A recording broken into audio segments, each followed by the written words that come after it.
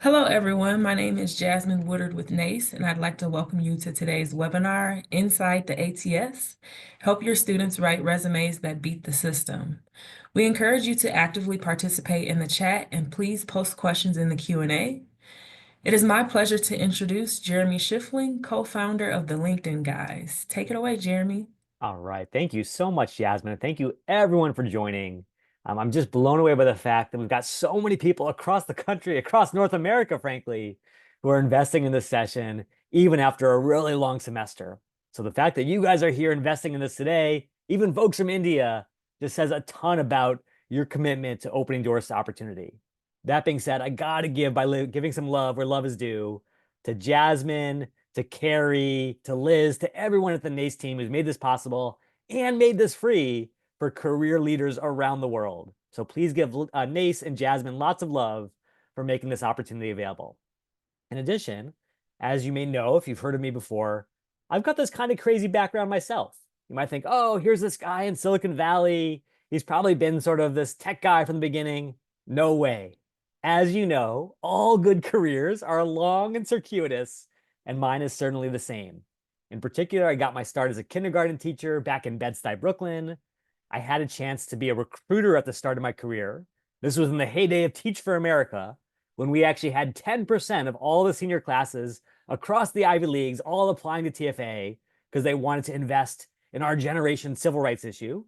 And then more recently, I had a chance to work at LinkedIn, where I got a chance to see the inside of the black box, how this hiring process really works from the inside. And so I want to use all of that the same way that I've been working with amazing career leaders around the world to help their students land awesome jobs. But even though we are so close to the holiday season, I can't let you go off into the new year without giving you a chance to really flex your muscles. So with that said, 3 things to look forward to here.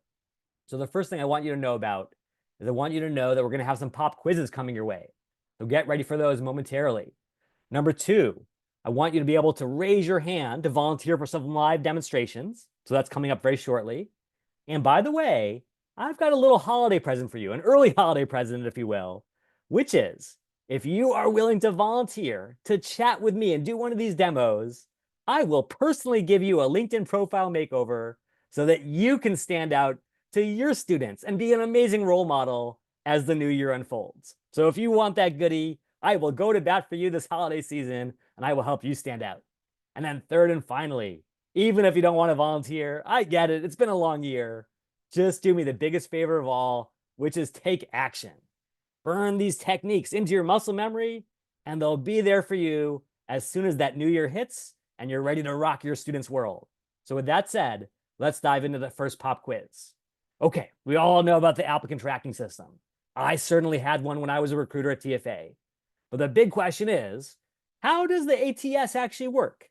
How does a simple little algorithm know if a candidate is a good fit for a role? Is it A, their experience, B, their keywords, or C, their GPA? And I'm seeing so many B's flooding in.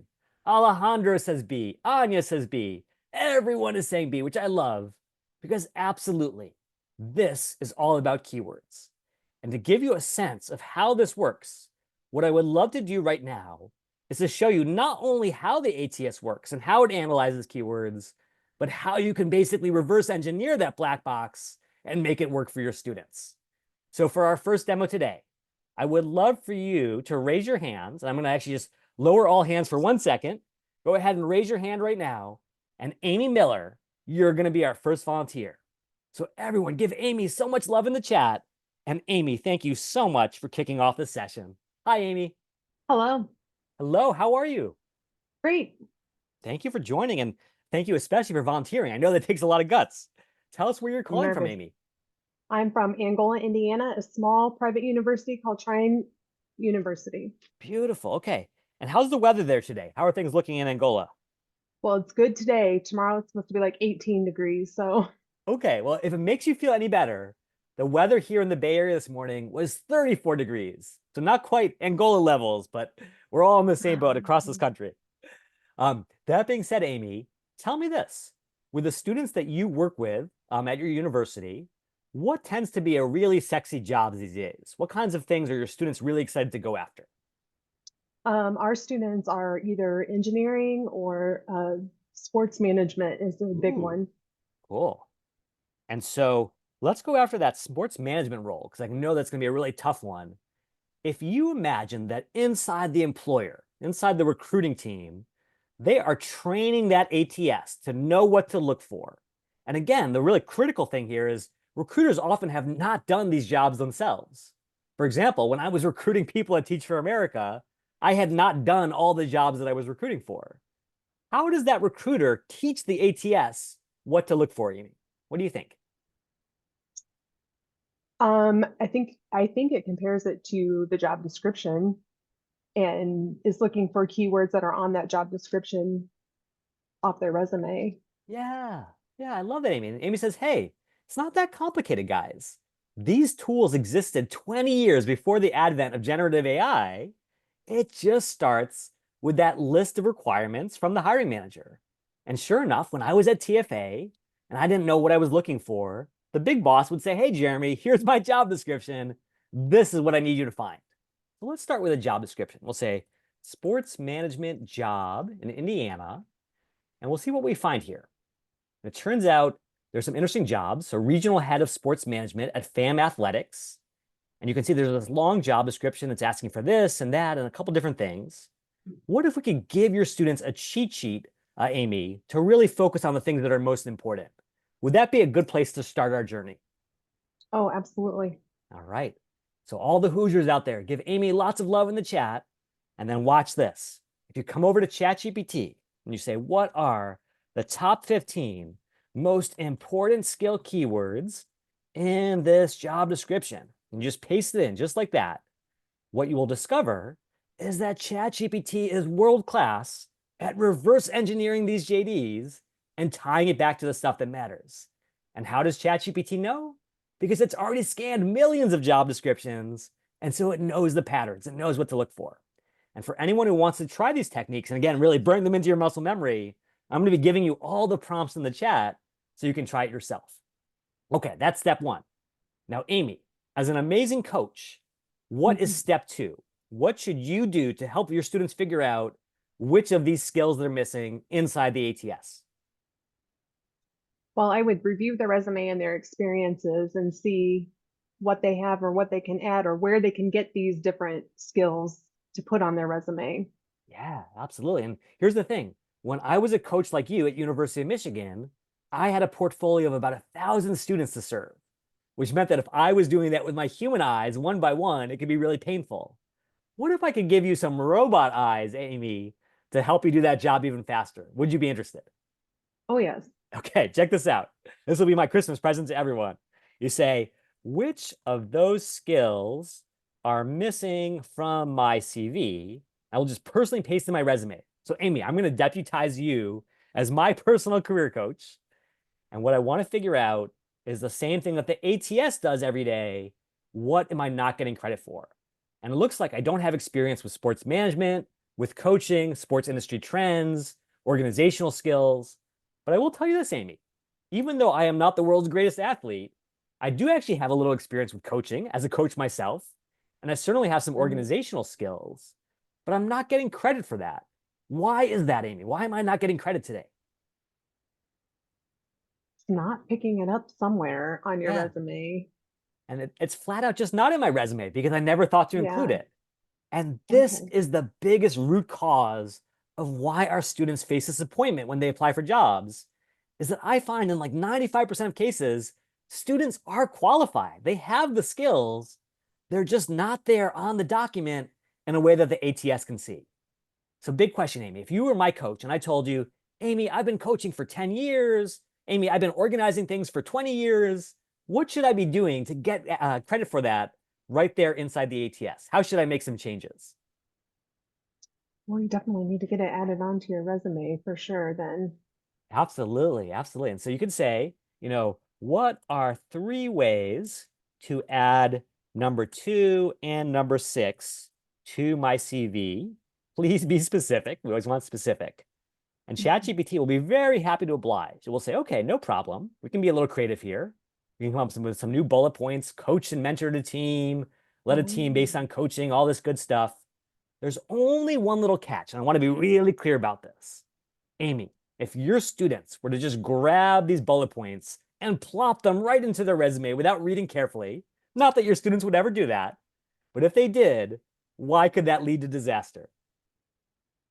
Well, because I want to make sure that they actually have experience in that, and that's actually what they did. And it needs to sound like Exactly. them and they can speak to that. Yeah. Yes. Oh my goodness. Could you imagine that, Amy? Being there in the final round interview for your dream job, a job that can change your life, change the arc of your family, and they ask you about something on your resume that you've never actually done.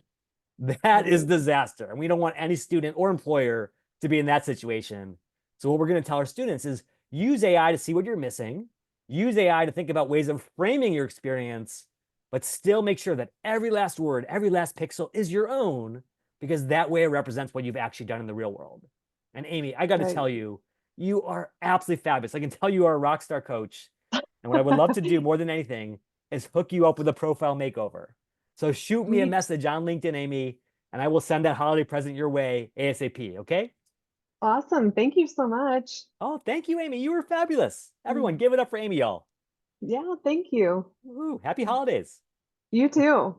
Okay, so before we move on, I know there are a million questions. I'm going to encourage you to use the Q&A box. I'm going to encourage you to use it in two ways. Number one, to put in your question, but also number two, to upvote the questions you like. You're going to notice that your peers across the country have a lot of similar questions. So click that little thumbs up, and I'm going to really focus on the questions that have the most votes so we speak to the things that people care about. Okay, we're going to start with this. Jillian Clark says, thanks for being here. I'm wondering if we'll back things up a bit to discuss how many companies are actually using the ATS. Okay, so here's the reality, Jillian. I will tell you, as a former recruiter myself, that it is true that not every company will use candidate scoring. So, for example, when I was at Khan Academy, we were a small enough organization that our recruiters would read every last resume. However, here's what happened at Teach for America. We started as a small organization, and essentially in the span of a couple years, we became the #1 employer of brand new grads in the early 2000s. As a result, we just couldn't keep up, which is why we needed to use these tools to basically level the playing field and do that kind of triage that EMTs do. That being said, I wouldn't go overboard with ATS mania where you're like, oh, it's all about keywords, it's all about this. The data is really clear. Referrals matter more. Connecting with the hiring manager matters more.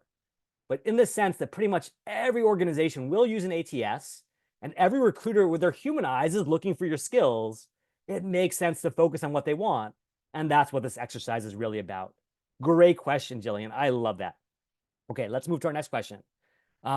Thoughts on ATS matching systems such as JobScan? So Jennifer, this is so interesting. I used to recommend JobScan and VMock and all those tools all the time until November 2022. And the reason is as soon as ChatGPT came out, I said, why should we penalize our students and say, you need to spend $50 a month or an institution needs to spend $100,000 a year just to get their students access to the knowledge that's holding them back? And as much as I love VMock and JobScan, I can't in good conscience, as a former kindergarten teacher, say you need to pay money for this information that should be generally available. So what I always say is if you've got those tools, that's awesome. But if you can't afford them, no worries. You now have a tool that can do the exact same thing for free for every student. And I think that's what we deserve. Great question, Jennifer. Thank you for asking. Okay, we'll take a couple more here. Yes, Aaron, great question. What are your thoughts on uploading resumes into ChatGPT in terms of security risks? So a couple of things that you should know about ChatGPT when it comes to security. First thing is you always have the ability by coming to this top little section to go into temporary chat mode. This will instantly feel recognizable if you've ever used incognito mode in Google Chrome, because it's the same idea. Nothing is saved, nothing is baked into the model. Your data truly is your data. Now that's nice, but there's even something better, what I call the nuclear option. Check this out. If you come over here to your face and you come over to settings, you say, you know what? I'm all for AI, I'm all for using these tools, but hey, I've got to have some privacy. I certainly have to have privacy for my students. I don't want a FERPA violation. So I come over to data controls. And the first thing I recommend everyone do is recognize what this sentence really means. Improve the model for everyone. Sounds pretty nice, right? But here's the truth. What this really means is improve our model with your data so we can get richer. And if you're not happy with that trade-off, do exactly as I've done, slide that off. And now none of your data is kept in the model. None of that data is shared with anyone else. So I recommend turning that off because you want to make sure that you have that privacy, have that protection. Great question, Aaron. Thank you for asking that. Okay, I'm going to stop there for now, just in the interest of time, but I'm going to keep on trucking and take more questions throughout. So continue to ask questions right there in the Q&A and continue to upvote as well. Okay, here we go. Next pop quiz. Now, here's the reality of an ATS, and I saw this myself at Teach for America. With an ATS, it's going to tell you who's got this skill, who's got that skill, but then you're going to start to realize, wait a second, a lot of people have the same skills. So how does an ATS break that tie between equally qualified candidates? Is it A, based on the length of their resume, more is more or less is more? Is it B, keyword depth, the extent that you've used those skills? Or is it C, the formatting? Maybe if you use pie charts, it helps. Maybe if you don't use pie charts, it helps. What do you think? A, B, or C? So we've got lots of stuff coming in, but mostly B's. Kathy says B, Audrey says B, Eric says B. And indeed, you are absolutely right. The key thing that every ATS does, at least every ATS that I've ever used, is it not only looks whether you have a binary match, it looks for keyword density. How often do you match that keyword? How much have you used it over the course of your career? Now, to really understand this, I'm about to give you the greatest gift of all, which is free access to a real ATS so you can see exactly how this works. And if you want to be our next volunteer, our next winner of that free profile makeover, just raise your hand right now and it's coming your way. So we are going to Rachel. Rachel, feel free to unmute your line, introduce yourself, and everyone welcome Rachel. Hi there, Rachel. Hi there. Hi, how I'm are you? coming in from Westfield State University in Westfield, Massachusetts. Ooh, how's everything in Westfield today? It's a little rainy, a little dreary out there. Okay, and I'm actually coming to Boston in a few weeks to visit my in-laws for the holidays, so order up some Oh, nice weather if you don't mind, okay? yes, No big absolutely. deal. Okay, so Rachel, tell me this. What's your role there in Westfield? And then who are you working with? What kinds of students are you supporting? Yeah, absolutely. So I'm actually a graduate assistant. So I'm getting my master's degree and also working here on campus within the Career Center, assisting students with their resumes, cover letters, talking about my experiences in grad school and promoting our graduate programs here. Oh my goodness. And Rachel, out of curiosity, are you thinking about going into career services full-time, or are you just doing this as a part-time role for now? I am not entirely sure right now. I am really up in the air. I've had such a extensive background and I'm super happy with where I'm at right now. I'm all up in the air really. I'm excited to see what the opportunities come Yeah. in the Well, near future. I will tell you, Rachel, you are on a call right now with 700 career leaders across the country. So if ever there was a place to network your way into a great opportunity, this could be the one. So for anyone who's looking for future rock star career coaches, consider Rachel. Okay. Yes, absolutely. That would be my dream. Hey, look at that. Kelly says we're hiring at William Mary. There you go, Rachel. That is the power of NACE right there. Okay, so Rachel, throw down the gauntlet for me. Tell me the name of a job that a lot of students are talking to you about, and then we're going to start to dig into this idea of keyword depth and how your students can really stand out. What's a really Yeah. sexy job right now?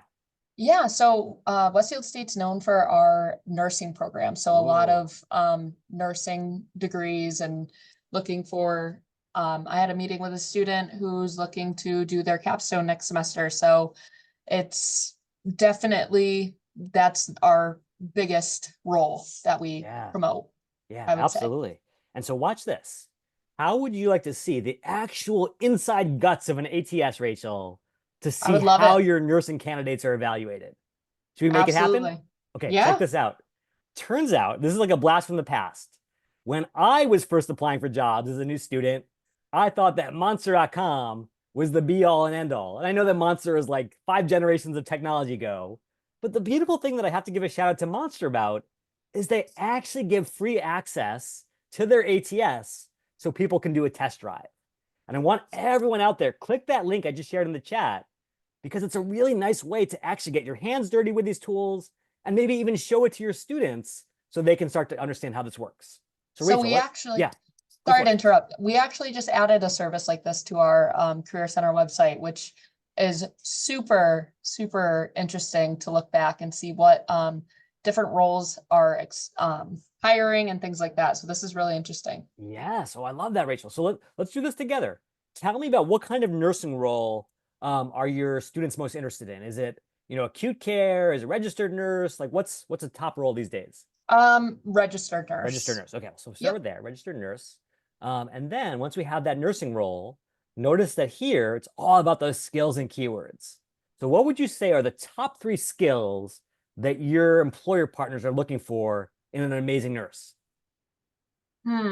So I would say, And of course, we can put the job description into ChatGPT to pull it out. But if you know off the top of your head what they're looking for, yeah. So I would say patient care. Patient care, beautiful.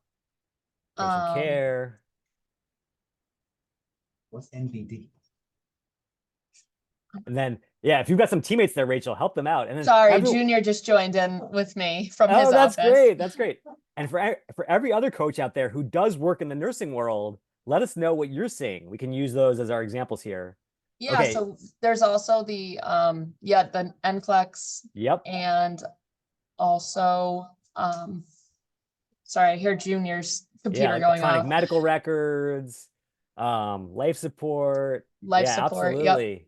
Yep, definitely. So here we go. So we have 3 things. Now, would you say that these are nice to haves or must haves? What would you say from your perspective of thinking about the employer positioning? Basic life support and the electronic medical records is definitely a need to have. Yep. Patient care is great to have, Yep. but I wouldn't say, you definitely need to treat your patients very kindly Yeah. in this absolutely. role. So And so watch this. You come over here, you run search. And I want everyone to try this with your own desired jobs, whether it's accountant or banker or product manager. And what we're going to see here when we run this search is we're going to see whether any candidates actually meet this. Now, in this particular case, I think the sample data they have is a little more technical. So let me show you another example. So let's say like data analyst. We'll put in like SQL, Python, Microsoft Excel, all those usual things, because that's what they have in their sample database. But what you will see once you run the search is look what it's doing here, Rachel. It's not just saying, oh, this person is the right person or that person is the right person. Look how it's scoring these resumes and what is it using to develop that score? What do you see here, Rachel?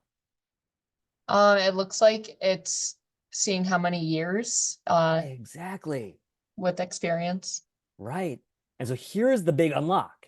I think for a lot of students who are new to this ATS world, they're just focused on, I got to get credit. I'll just list those skills in my skill section. But now that you've seen the inside, Rachel, is it enough just to list out those skills one time? Or what must you really do to stand out against really qualified candidates? I would say making sure you have the top skills that they're looking for is probably the most important. Yeah, and check out what Denise said in the chat. Don't just list it in the skill section, put it in your experience section. And anyone who's been on LinkedIn recently has seen the same phenomenon where LinkedIn is now begging you, please list your skills, not just under skills, but in the context of the jobs. Why do you think they're doing that, Rachel? Why are they asking for this kind of connection between skills and employment? To show that you're actually using them within that role That's that right.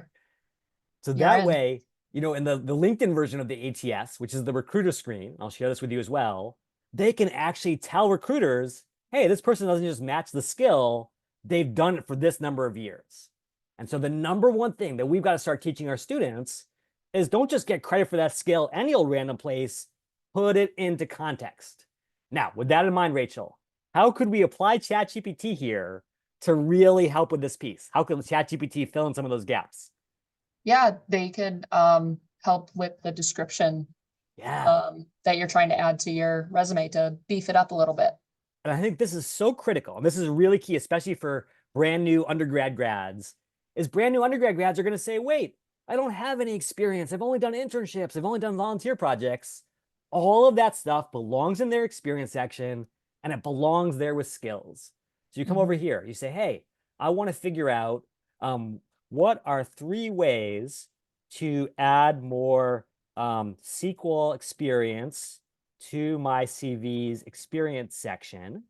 And again, ChatGPT can be so powerful at saying, hey, you probably have done this, but you need to get credit for it. You can't just say, oh, I was a volunteer or I was an intern. You've got to actually lay out how you use those skills in context, because that is exactly what that ATS is looking for. So Rachel, I want 2 things from you, if you don't mind. Number one, I would love for you to shoot me a message on LinkedIn, because I would love to give you that profile makeover, help you stand out, Awesome. as you launch the next stage of your career. And then number 2, I would love for you to share your LinkedIn profile with this group, if you're willing to, because there may be some employers in this group who are looking for your talent. Okay, Rachel? All right, I will do that. Rachel, you were fabulous. Happy holidays. Happy Here's holidays. wishing Thank you. you a beautiful new job under the tree for the new year. Thanks so much, Awesome. Rachel. Thank you. Okay, give it up for Rachel, y'all. Okay, we're going to take a bazillion more questions, but again, right out of the Q&A, right based on upvotes. So here we go. We're going to start with Kareem. Will we have access to a recording? Absolutely, Kareem. I'm going to go to bat for you big time because you showed up for me. So you're not only getting the recording from Nace, you're going to get my slides, you're going to get every link, every prompt, every last thing to replicate this with your students starting on January 21st or whenever they come back to campus. You got it, Kareem. Okay, next up. Let's see here. William says, what do you mean by recruiters training their ATS systems? Yeah. So it's not so much training in the sense that OpenAI's engineers are training the ChatGPT model, but it's the basic feeding in of the job description. And then the job description is scraped in the way that you saw ChatGPT do it. And then those skills are applied as filters for the specific things that they're going to be scored on inside the ATS. So don't worry about the technical stuff, William, but instead think about this like a Venn diagram. Here's who your student is. Here's the job description. Can we form a union, a bridge from where they've been to what they want to do next? Chances are students have done all these things, but they're not getting credit. That's what we need to fill in as coaches. Great question, William. Okay, here we go. Oh yeah, so Carolyn is asking a really good question. What about formatting? I know that's such a classic question. What I saw in my experience in Teacher America, and granted this was back in the day, is that there was a massive advantage not to having fancy formatting, because I would try to understand how the ATS worked by uploading all this stuff that was designed. And you've seen these things probably with pie charts and bar charts, fancy resume. Let's see here if we can find an example. Yeah, this kind of stuff. Obviously, not only should you not have your picture on your resume, but all this stuff where you're like rating your skills with bullet points, the ATS isn't going to know how to handle that, because again, this is ancient technology. This was technology that was developed at the dawn of the internet, not based on Gen AI. So what I would tell your students is, with the exception of people going for design roles, where obviously, user experience is so critical, make sure that it's text, that it's in that typical traditional flow, and it fits the mental model, if you will, that ATS engineers had when they were building these things, which is going to have your name, it's going to have your experience, it's going to have your education, map it on to what they need, and that way you're going to have a way better chance. Absolutely. I love that question. Okay, let's see here. Oh, Rachel asked a good question. LinkedIn Learning offers courses to gain certificates. How beneficial are they to add to your resumes? Do employers look for this?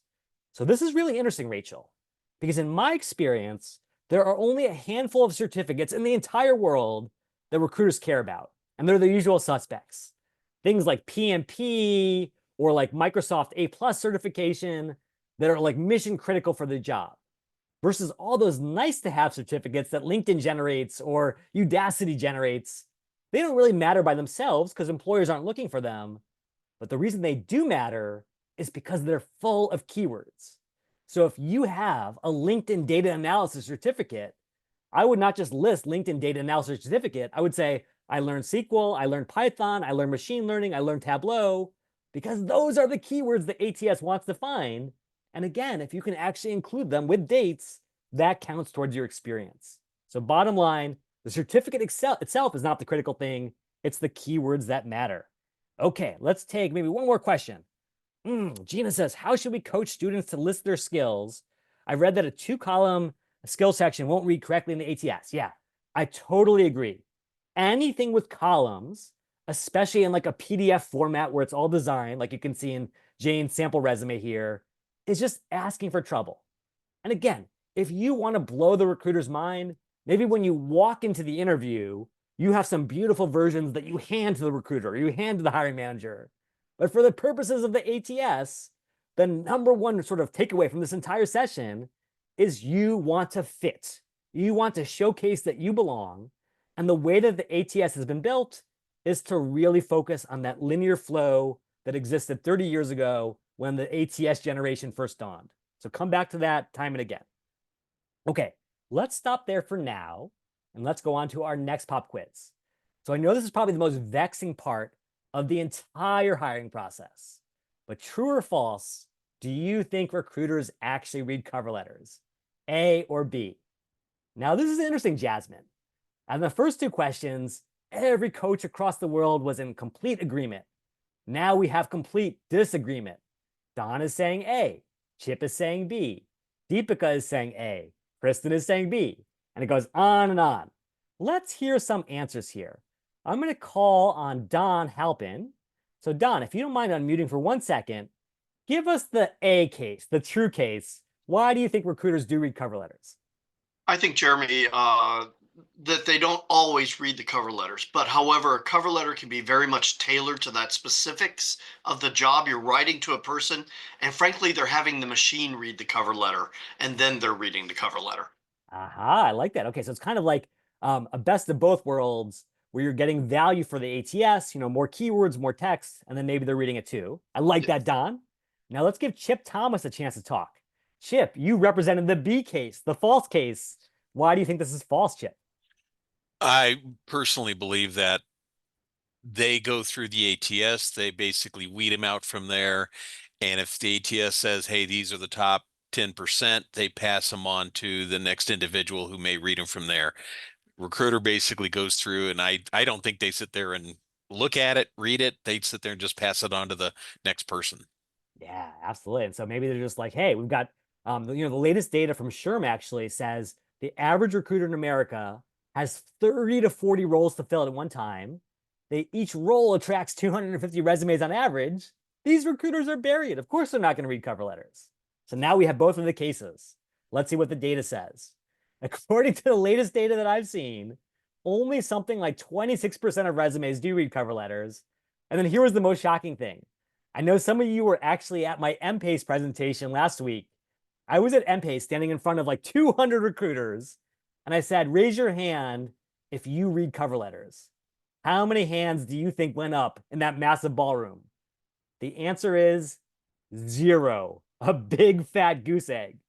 And so maybe they were just shy. Maybe it was lunchtime and no one wanted to raise their hand, but 0 recruiters said so. Now, this is the essential conundrum. We know that some recruiters will read cover letters. We know that some hiring managers will read cover letters, but unfortunately, inside the job description, they're not raising their hand. They're not saying, this is me or this is not me. So what is a candidate to do, especially your poor students who are just trying to make their way in this world? Well, here's my advice. Rather than go crazy, I want them to use the oldest technology on the planet, which is not AI, not ATSs, but flowcharts. Here's my flowchart for when you should write a cover letter. Obviously, there are some applications that do require them, so you're going to do it. There are some applications that say they're not allowed. Don't tick off your recruiter. Don't turn them against you before you even applied. Just don't do it. And for everyone else, that messy middle, I want you to take a lesson from Jeff Bezos's playbook. Now, I know this is going to sound crazy, but when Jeff Bezos was starting Amazon 30 or 40 years ago, he was overwhelmed with all the decisions. What should our desk look like? Should we have pets allowed in the office? Should we invest in more than books? And what he realized was that there were so many decisions that were crippling his ability to get anything done that he needed a simple rule of thumb to blaze through them. And this is his regret minimization framework. He said, if I will not care about this 60 years from now, when I am lying on my deathbed, I'm just going to say no today. It doesn't matter. I will never have any regrets. On the other hand, if it's something where I'm going to lie awake for the next 60 years, wondering whether I should have done it, I'm just going to do it whether it matters or not, because that way I have no regrets, complete psychological insurance that I've covered my bases. And I think the same is true for cover letters. If it's one of those jobs where you're like just applying to build some momentum, to test the waters, feel free to skip the cover letter. You're never going to worry about it for a minute, let alone the next year. On the other hand, if it's the dream job, the job that you've been waiting for your entire career, that you were born to do, you owe it to your future self to write that cover letter, even if it's never read by anyone, just to give yourself that peace of mind that I left it all out on the field. So that's my rule. Then the question becomes, okay, if I am going to write the cover letter, how should I do it? And to really bring it back, not to the ATS, but to the human algorithm, I want to give you some advice. I need one last volunteer to win that last free profile makeover today. And this time it's going to be Rebecca. So Rebecca Zimmerman, you've got the floor, you've got the mic. Come and join us to help close out this session. Welcome, Rebecca. Everybody, and Jimmy, thank you for hosting everyone. Rebecca, you, she, her pronouns, and I'm from Macaulay Honors College here in New York City. Oh, that's awesome. How's everything in the city today? It's just as rainy as it is in Boston, I'm sure. Okay, got it. Oh man. Well, I'm glad that no one came on like from UC Irvine or somewhere and said, oh, it's 70 degrees and sunny, because we can all feel like we're in the same boat. Okay, so Rebecca, at Macaulay, what would be an example of a job that a lot of your students are really gung-ho about here at the end of 2024? We have a lot of students who are very passionate about getting those major corporate internship programs, the very structured rotational programs and such. Yeah, absolutely. So you want to get that job at McKinsey or Goldman or all those good things. Now, let's imagine that really is the dream job. This is the thing they've been waiting for their whole lives.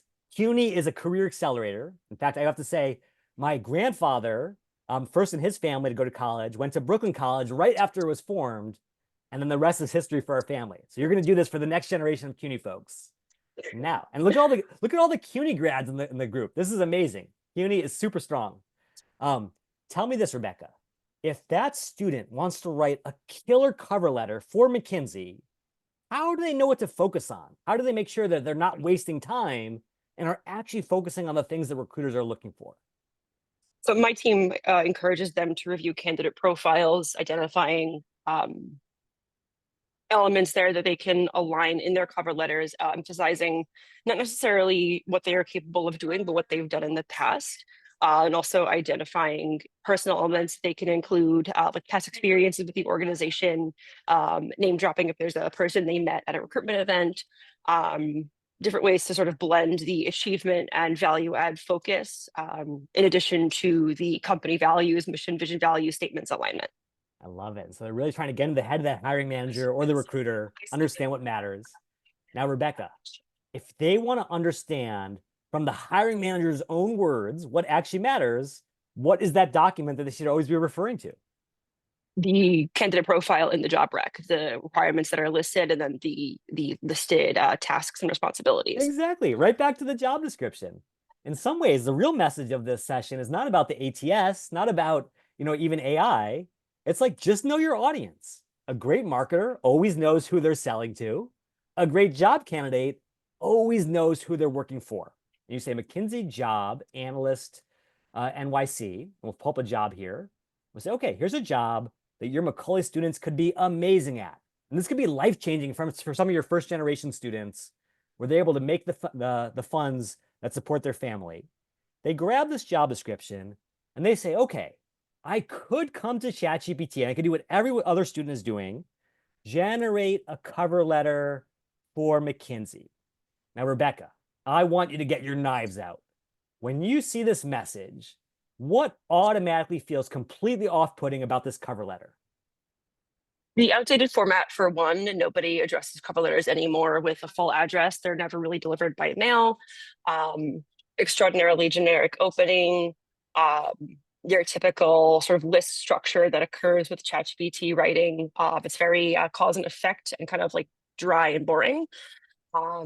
I don't see much in the way of specific accomplishments. I see like 2 or 3, but that's not really enough to stand out in today's job market. Absolutely. Yeah, I love that, Rebecca. You should be a chef, Rebecca, because you carved this one up. And I want anyone who has students coming into your office hours, either over the holidays or in the new year, just do this. This is the best way for them to understand why this is not effective. say, generate a cover letter for McKinsey. Okay.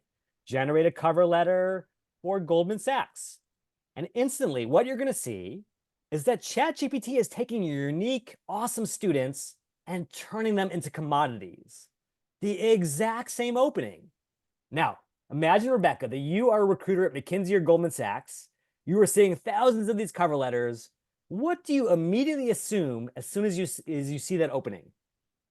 I would assume that they used a similar prompt and you had ChatGPT do the work for them, and that would be enough to disqualify the application because I'm not seeing a personalized approach, and I have probably 100, 200 other candidates that are probably more invested. Exactly, Rebecca. You nailed so much in that statement, which is recruiters are telling me right now, this is the easiest way to disqualify a candidate in 2024. This person is lazy, they're not creative. I hire rock stars, I don't hire commodities.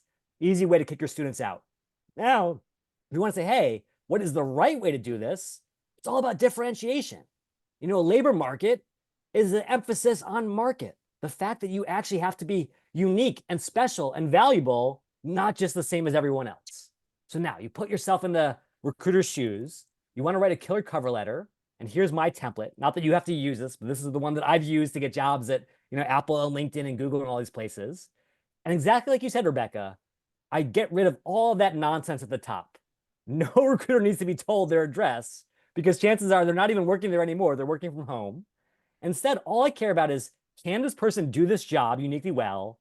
And would they be a uniquely good fit for our culture and what we're trying to do here? And if you want to nail those two things and you're feeling stuck, maybe you're a non-native English speaker, maybe you're an international student, you come to ChatGPT not to do the writing, but to do the research. You say, what are 3 things that make me qualified for this role based on my CV? And I'm going to paste in that actual job description that we just had. So hold on one second here. Here's that McKinsey job. And you're going to see that ChatGPT is so good at making connections. Okay, they're looking for someone who's amazing in analytics. I'm not going to reach out, Rebecca, and say, I'm going to be a great consultant. What does that mean? I say, I can actually do the work of being a consultant. Okay, McKinsey has this really chaotic environment where I'm trying to get stuff done. Let me show them how I've actually been a great project manager. And you can imagine this coming back to that cover letter and giving the recruiter just what they need. None of the fluff, none of the time wasting that ruins a cover letter, just the pure signal without the noise. How does that sound, Rebecca? Sounds like it would work to me. Absolutely. And so the bottom line is, I want you to throw down the gauntlet to your students in the new year. You guys have come to Macaulay because you are the best of the city, the best of the world. I want you to showcase why you're the best, not be the same as everyone else. And if you can do that, Rebecca, I know you're going to light a fire in your students. And thanks for all that you do. Of course, thank you. All right. And Rebecca, please shoot me a message. Would love to send you that holiday present of a free profile makeover. Everyone give it up for Rebecca, y'all. Okay. And yeah, absolutely. I will give you that prompt right in the chat. Sorry about that. And then once you have that prompt, you can really help your students start to focus on the things that matter, not just the fluff. Okay. Bottom line, we are down to our last few minutes. So I want to take all those juiciest questions before we close up. So come back to the Q&A, upvote all the things that matter to you. Okay, Marie says, to what degree are things like tense and conjugation of verbs affecting keyword connectivity with ATS? So I will tell you, Marie, that when I first started working with the ATS system back in the early 2000s, it was terrible at that fuzzy logic.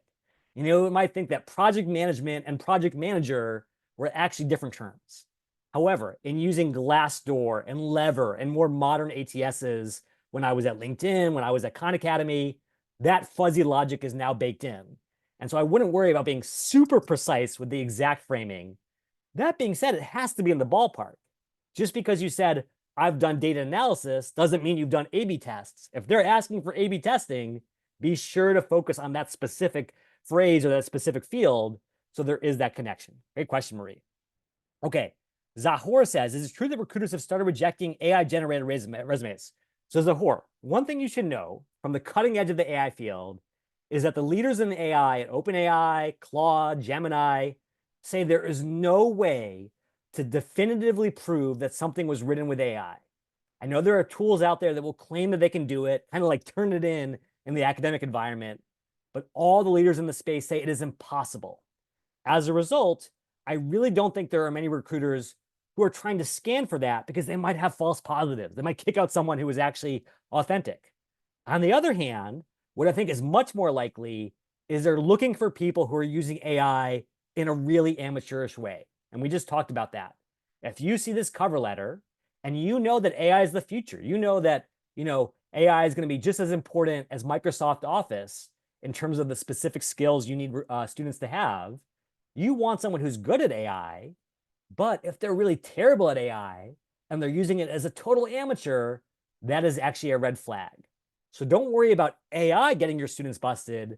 Worry about the poor application of AI becoming a red flag that kicks them out of the process. Great question, Zahor. Okay, let's move on to our next question. And that is, are there recent statistics, says Amy at the University of Portland, about the value of relationships in the job search? Yes. Okay, so Amy, this whole idea that 80% of jobs are found through networking, I honestly believe in that. And specifically the idea that 80% of jobs are found as invisible jobs, these hidden jobs. Because here's what I discovered when I was a hiring manager, is I had to fight tooth and nail at LinkedIn, at Khan Academy to get that headcount. And if any of you are hiring managers, I'm sure you empathize with that, especially in the university environment. So the idea that I would earn this headcount and then keep it totally invisible to the world makes zero sense. So I don't believe in that. What I do believe in is the fact that if I'm a recruiter and I'm buried under all these resumes from total strangers, if I get a referral from someone that I know, someone that I trust inside the company, that is manna from heaven. That is basically saying, hey, why go with this unproven stranger who could get me fired when if I go with someone who's already trusted, I am guaranteed to be safe, maybe even get promoted. And the data is so clear here. And what's really fascinating is this data that I'm going to share with you is not coming from referral systems, it's coming from applicant tracking systems. This particular data is from JobVite, and what it shows is that if you apply online using JobVite's own tools, you have a terrible chance of getting hired. Career sites, job boards, pretty low chance of getting through. Versus if you're in this tiny minority of people who are getting referred, you have a 10x better chance of getting hired. And so the bottom line is that it's not about the hidden jobs per se, but referrals, reaching out to the hiring manager, building a relationship on the inside, that will matter more and more as there are more junky online AI applications crowding up the ATS. So absolutely, Amy, great question. Okay, let us take a couple more questions here. So Betsy says, for college students looking for internships and college students looking for the first job, how do they really stand out? And so Betsy, this is where we need coaches more than ever, because a coach is the one to look at an 18-year-old or a 21-year-old and say, I know that you haven't had 20 years of work experience, but you've been a volunteer. You've been an extracurricular leader. You led group projects. And that's the stuff I want you to get credit for, because guess what? When I worked at LinkedIn, we did a survey of recruiters across the country. 40% of all American recruiters said we value volunteer experience on par with paid work experience. In other words, it doesn't matter whether you were paid for it, it matters what you did and how you showcased it on your resume. And so the bottom line gauntlet that we've got to share with our students is no more pity parties, no more woe is me. We all have to start somewhere, but we start within. We start by mining our experience for the best stuff we've done, even if we're just starting out, and we get credit for it right where the recruiters are looking on our resume and on our profile. That is where we have to start. Great question. Okay, let's end on a fun question here. Jamie Villanueva says, is LinkedIn Premium worth it? So Jamie, I'm going to let you talk a little bit here. Jamie, why do you think LinkedIn Premium might be valuable for your students? What's your take? I really think it's so you could look at more alumni profiles when you're talking to your people to your students who are looking for jobs, is that they can have more access to because after a certain amount of time of searching through the alumni feature on LinkedIn, it runs out, right? Yeah, absolutely. And so That's this is my hot take. You're absolutely right, Jamie. LinkedIn has really annoyed me recently, even though I'm an alum, because they're turning the screws on our students right as the economy is so tough. And we're like, oh my goodness, all of a sudden we can't send more than 5 personalized connection messages a month. We've only got 200 characters to work with. That sucks. But the way to get your revenge, Jamie, is not to plunk down $50 a month for LinkedIn Premium and pay their bribe. It's to find a better way. Now, Jamie, if you had to guess, if you are a recruiter, a hiring manager, an alum, which are you checking more often? Your work email or your LinkedIn inbox? Work email. Absolutely. Probably 100 times more refreshes of your work email for every time you check your LinkedIn inbox. So even paying for LinkedIn Premium to reach out to more people is no guarantee that your message gets through, because chances are they're not even looking there. On the other hand, if we could get their work email, we would be golden. Check this out, Jamie. I'm going to give you the ultimate revenge.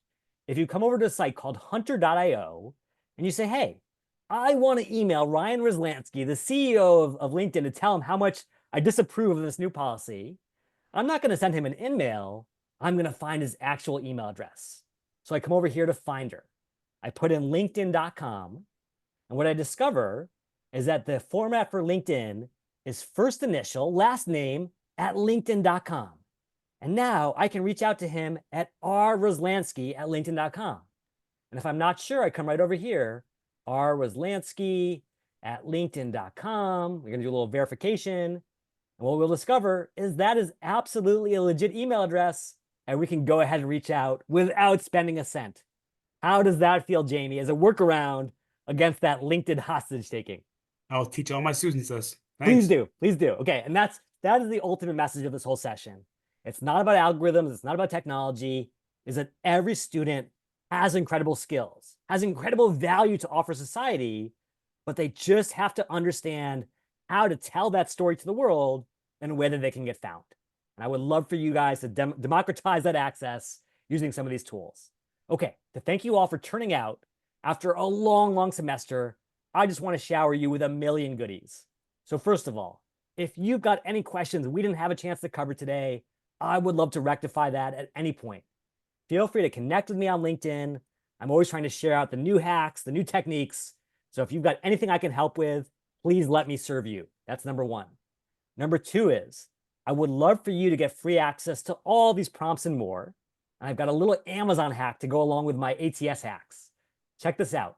If you come over to the Amazon page, there's a little sort of loophole, if you will, where if you go to this book and you say, hey, I'm going to sign up for a free trial of Kindle Unlimited or a free trial of Audible, you can download the book, cancel the trial immediately, and still keep the book forever with my compliments and those of Jeff Bezos, I like to believe. So feel free to grab that book for free. It'll make some very light holiday reading. And if you need to have a long winter's nap, it'll certainly put you to sleep. And then third, I want to give a really crazy gift to everyone, which is to every career coach, to every career leader. I want you to have access to all of my best advice on these topics. So even though it's normally $300 as a nice little holiday present, if you want to get access to my AI course, my LinkedIn course, my ATS course, it's all free. It's updated every year. And you now have lifetime access forever for free through the link in the chat. So feel free to grab that. And then finally, one last thing. As I've mentioned many times, probably one of the biggest life-changing moments of my career was going to work at Apple as an intern in the summer of 2011, not just from the experience I had on the job, but from what I saw outside the job. Namely, in July of 2011, I got invited to the big Apple Developers Conference where Steve Jobs would get up on the stage and unveil the new iPhone, the new technologies. And in 2011, when he got on that stage, he was not doing well. He was sick, he was weak, he was frail. I wasn't sure he was going to make it through the whole speech. Well, he not only makes it through the whole speech, he keeps on going. He's pulled out this one last secret slide, one more thing. He pulls out his iPhone and says, hey, for the first time in the history of our species, I'm going to talk to my computer, and my computer is going to talk back to me. And that was the day that Siri launched to the world. That was the day this whole AI revolution truly began. And so in honor of that moment, that thing that Steve taught me, even at the end of his life, was always have one more thing up your sleeve. And today, it is ResumeBot 3000. I know that we've gone through a lot of stuff really fast, and I want you to be able to replicate it for your students. So check this out. If you use this AI tool that I have built for free, you can come over here. You can upload your resume. So I'm going to upload my personal resume. You can upload a specific job description. Here's the job that I want to be found for. And then what it will do as we'll do the two things that you used to have to pay money for. You know, getting that match score from JobVite or from VMock. Now you can get the score, and you can figure out the exact things you're missing to get credit for those specific skills that make you awesome. And the bottom line is I want to give this to everyone. So here is the link in the chat. Feel free to use it. Feel free to come in here and edit it and make it your own. And I want you to use that as this year ends to go out there and do what Steve challenged us all to do, which is to leave a big honking dent in the universe. And I will tell you flat out, I am so thrilled to be part of this community with you all, because I think in 2024 and 2025, there is no bigger dent in the universe we can make than in opening the door to opportunity to someone who had been closed to before. So thank you for all that you do. Thank you to Nace and Jasmine for hosting. Thank you to the amazing volunteers. And thank you to every coach who's opening one more door to a great new life. Thank you all so much. Here's wishing you a fantastic holiday.